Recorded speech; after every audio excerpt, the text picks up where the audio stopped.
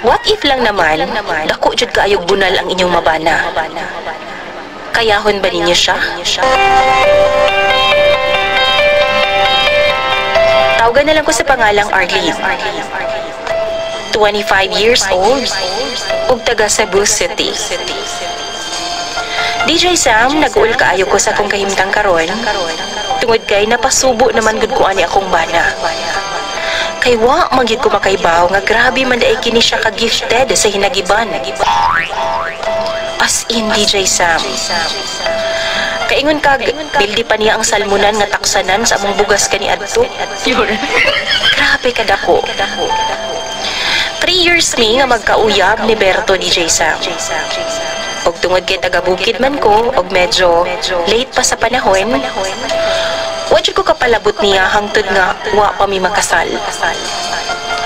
Mahadlok man gud ko anang ana-ana nga wala pa makasal DJ Sam, kay lagi basin iyahara kong biyaan. Pero na-shock jud ko. Gabi human nga gikasal ming duha ni Berto. Sa dihang pagkasan niya sa iyang pistola, daw upo nga gulayon na DJ Sam. Human ato, 1 week jud nga gitakigan ko. Kay kabalo na mo, pag first time, sakit jud kaayo. Human sa isa ka bulan, abi kog maanad ra ko. Pero maglisod gihapon ko DJ Sam, ug kalinturahon jud dayon ko pagkaugma. One time, gikuha kog bridesmaids akong igagaw.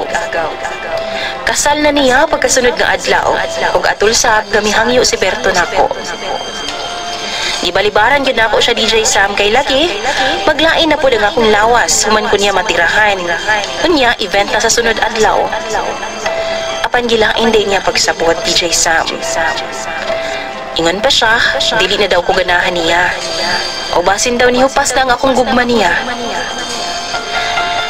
Jud kong gipugos DJ Sam, o gani gilangkat pa niya ang garter sa akong underwear o sa akong kahadlok.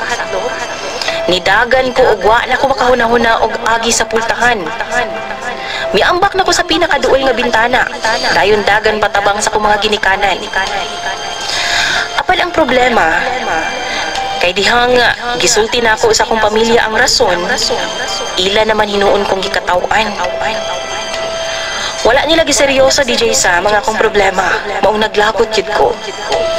Naglagot ko kay dihang gisuyo ko ni Berto, ilaharapod kong gihatag, kay wa daw pulos ang akong rason.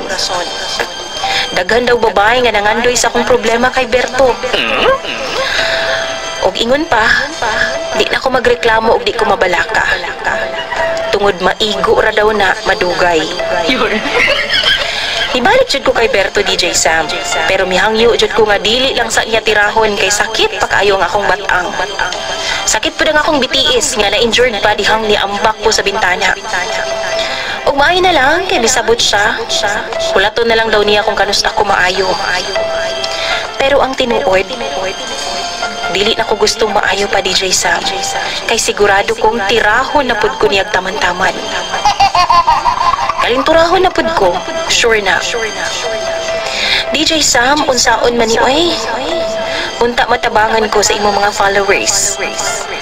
Ang tinuod ana, ga-pretend na lang ko nga kiang, aron nga dili lang jud ko niya matirahan karon.